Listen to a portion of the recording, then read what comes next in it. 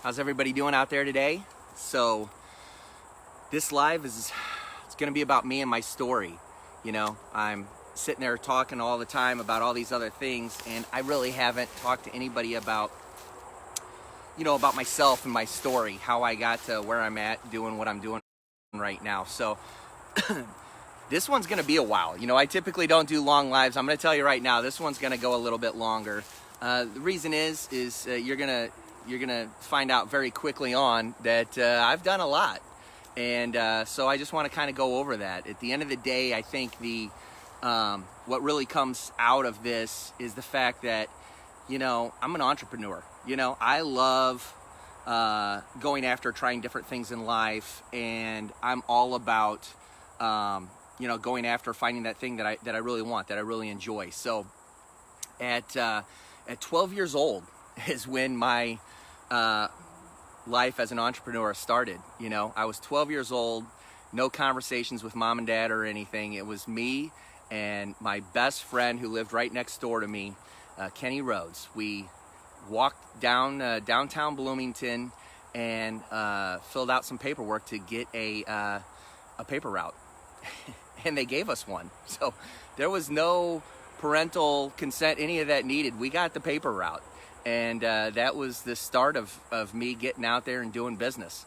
And I found out early on the pros and cons of running a business. I mean, next thing the paper route's 7 days a week. You don't get a day off.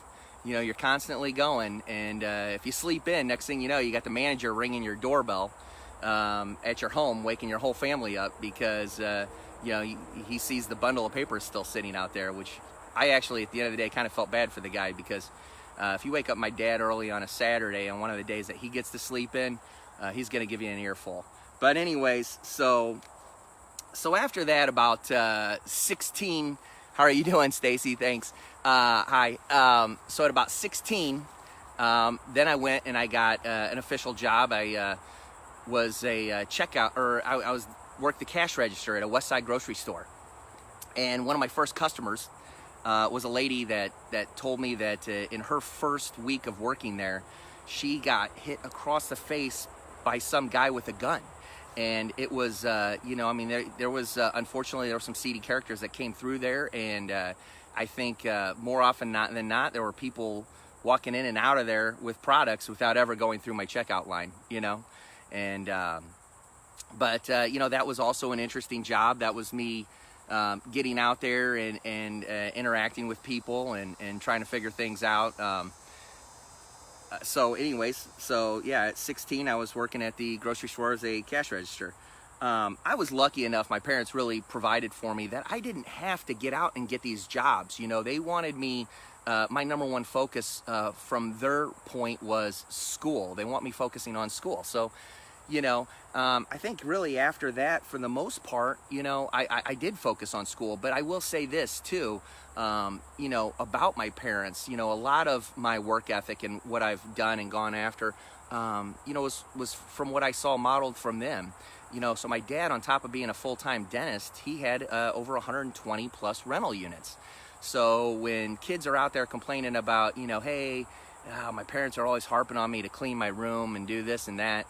Well, we had 120 rental units, so they didn't care. They did care about our rooms, but more importantly, if there was apartments that need to be cleaned out, you need to go in there and you're cleaning them out, throwing all other people's stuff away that they left behind, ripping out carpets, painting walls, really working. So when I didn't have these other jobs, and I was at home, I was working on their apartments.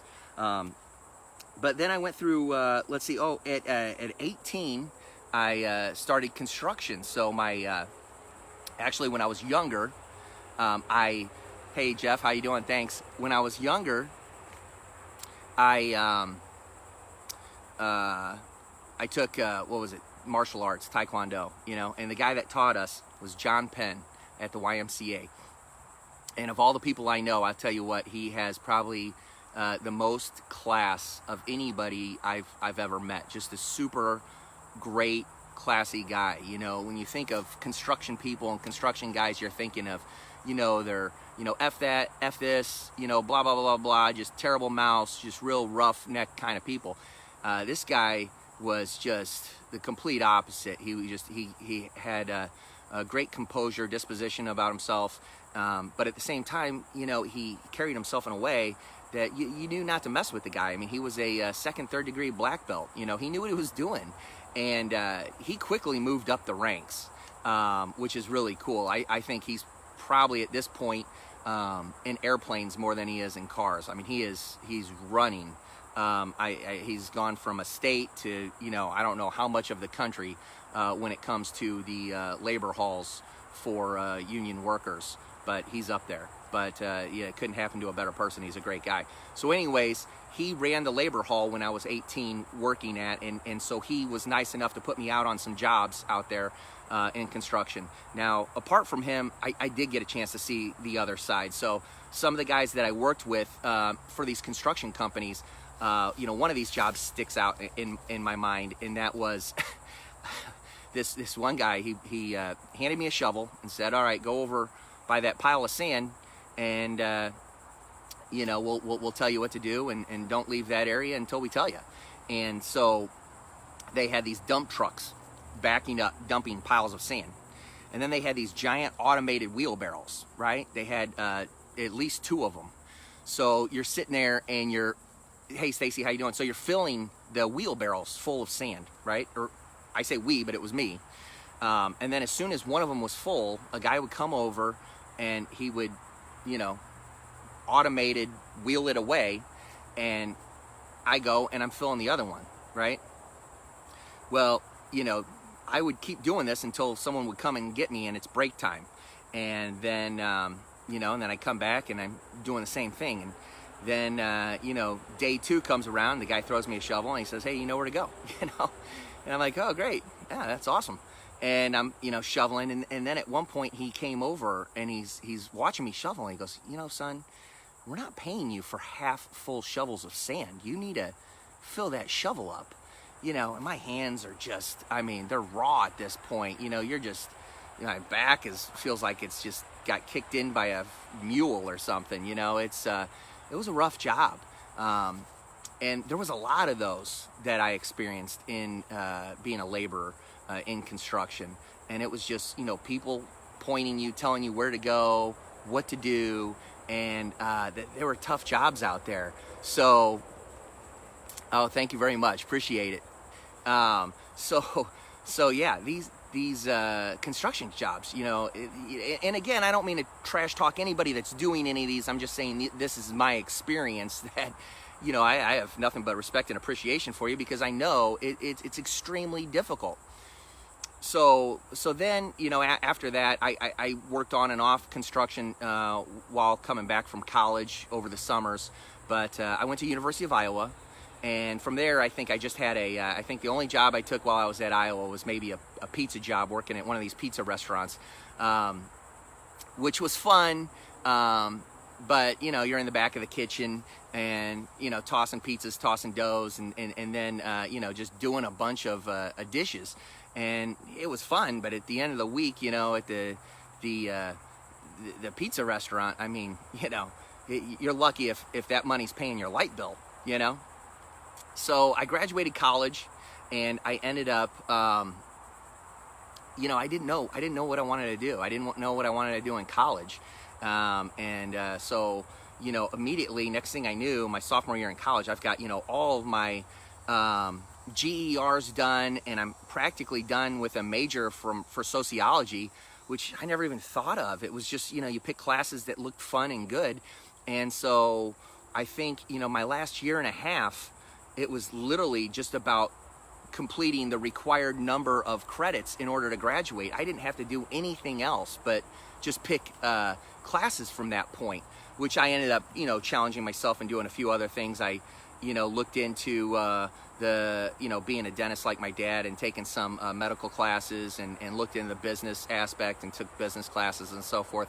But I got out of college and I was like, all right, I don't know what I'm going to do at this point, you know? And so I ended up going back to school. So then I went to Illinois State University, and I just in about 2 years, I got my teaching education, my teaching license in special education, K through 12.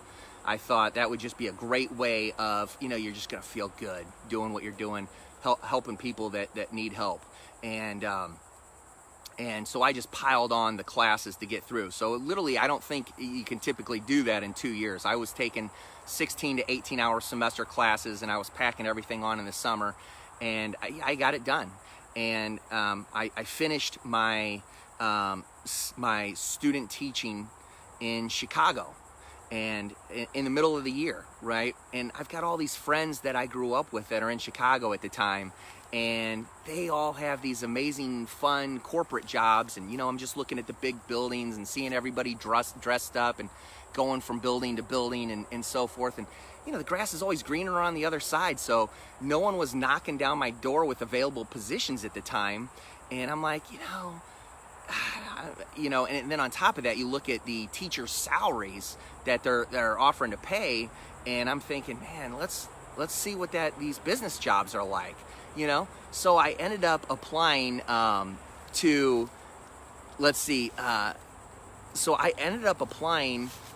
to Abbott Laboratories. My oldest sister, her husband at the time, he worked for Abbott Laboratories and was able to get me an interview right in Chicago, right? Fortune 500 company, sales. It was, like pharmaceutical sales. And so out of everybody that interviewed, I was able to obviously talk my way through in the interview.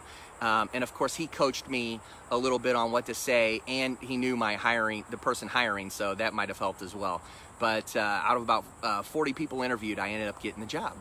And so it was, the pay wasn't through the roof, but for that time in my life, it was really pretty good. On top of that, they offer everything under the sun. I mean, you're getting the 401k, the insurance, the car, the money for your cell phone, blah blah blah blah blah blah blah.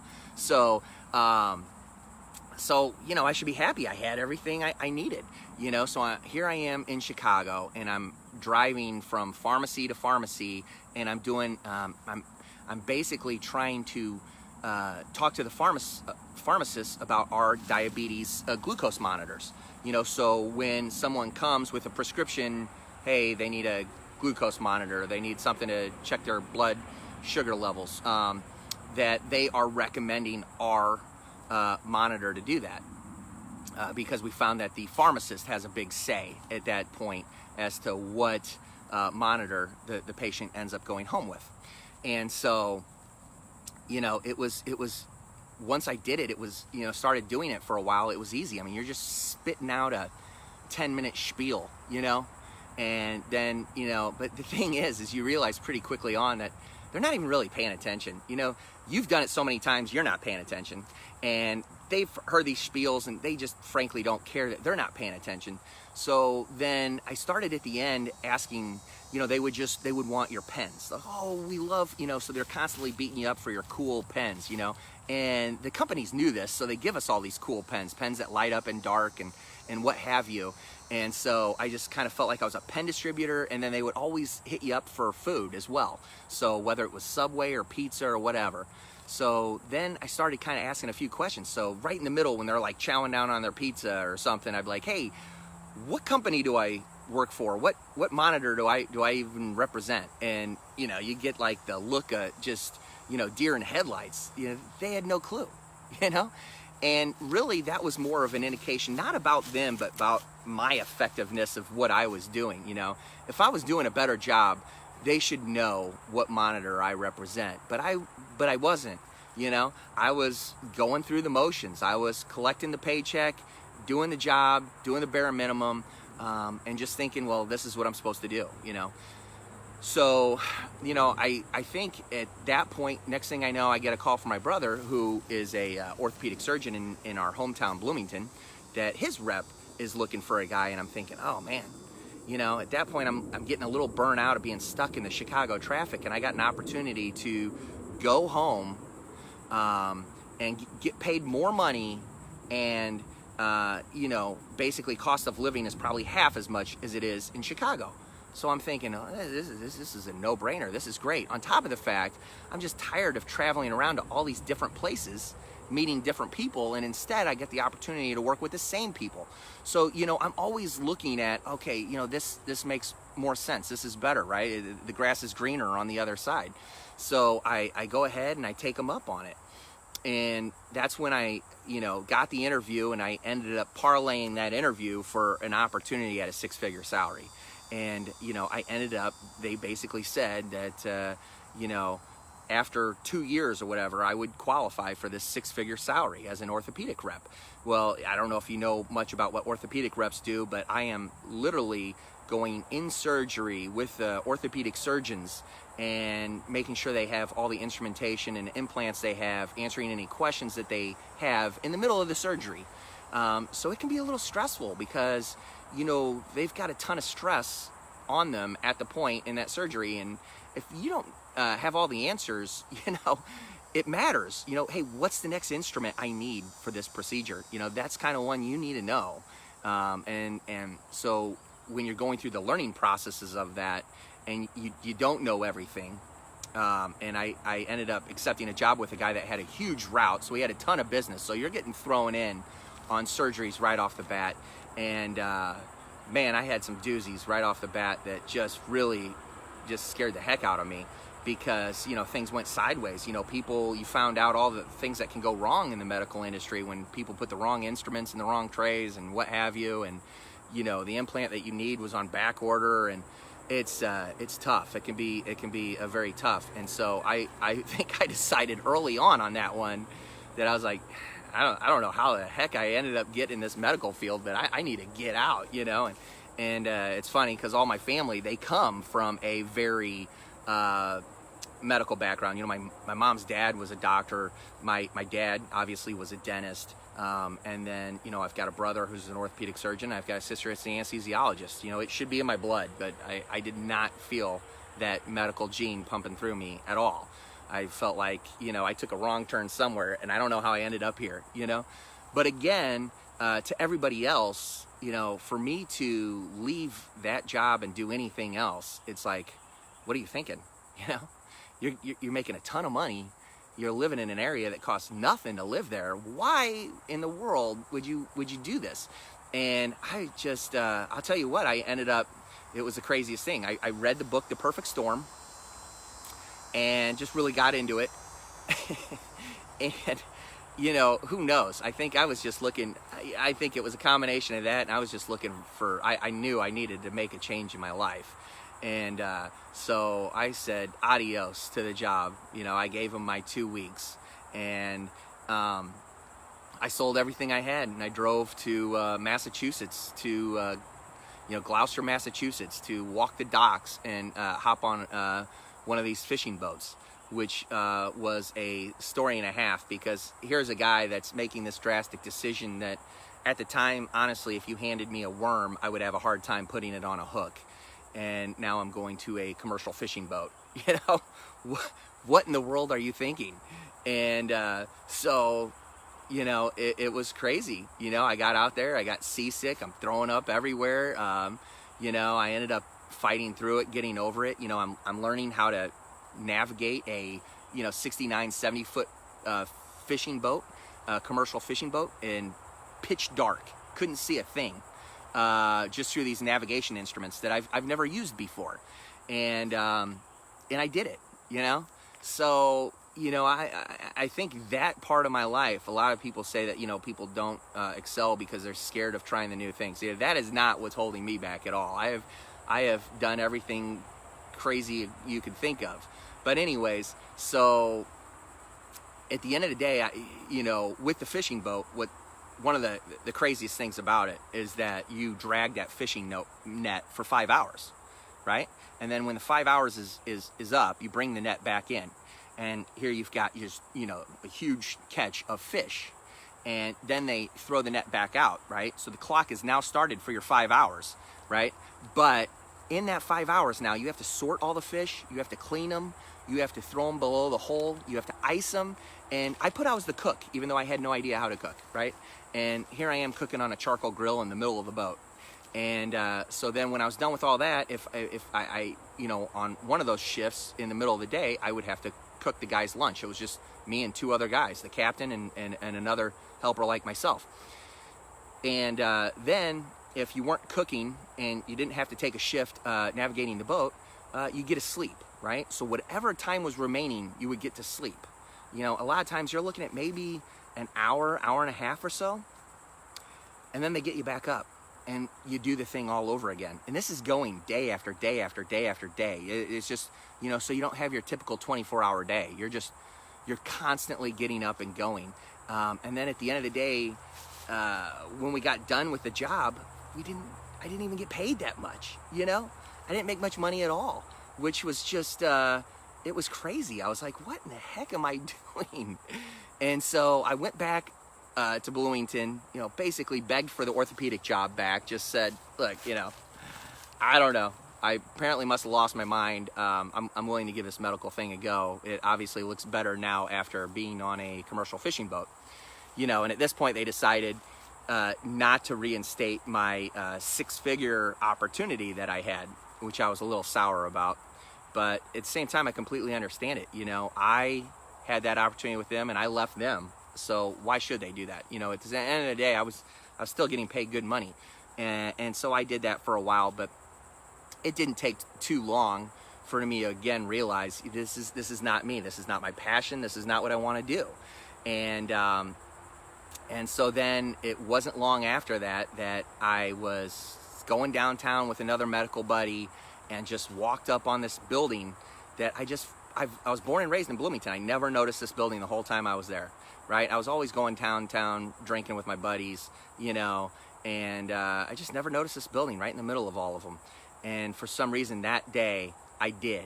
And I looked at it real good and I'm like, what is this thing doing here? You know, it's just weird. And so I had time on my hands the next day. And so the next day I decided, I don't even know what I'm going to say when I walk in there, but I'm going to walk in that building and I'm going to talk to someone and I'm going to ask for the owner, and I don't even know what I'm going to say, but I'm just drawn to this building and I can't figure it out.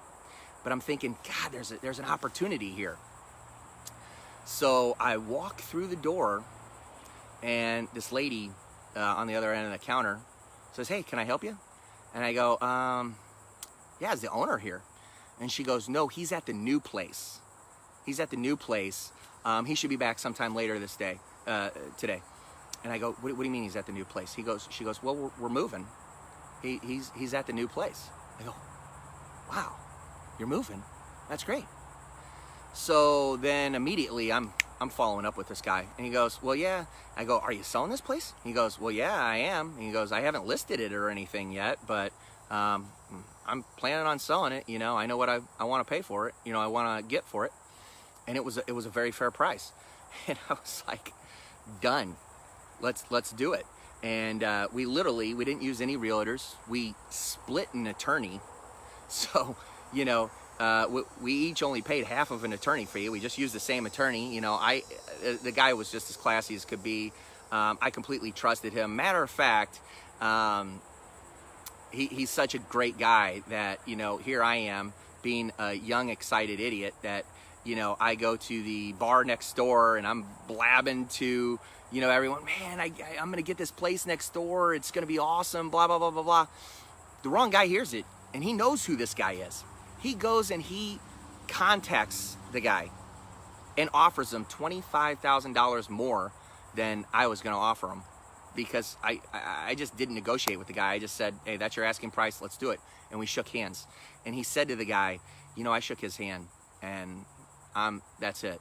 And so even though he had an opportunity to sell that building for $25,000 more, he didn't, because he shook my hand.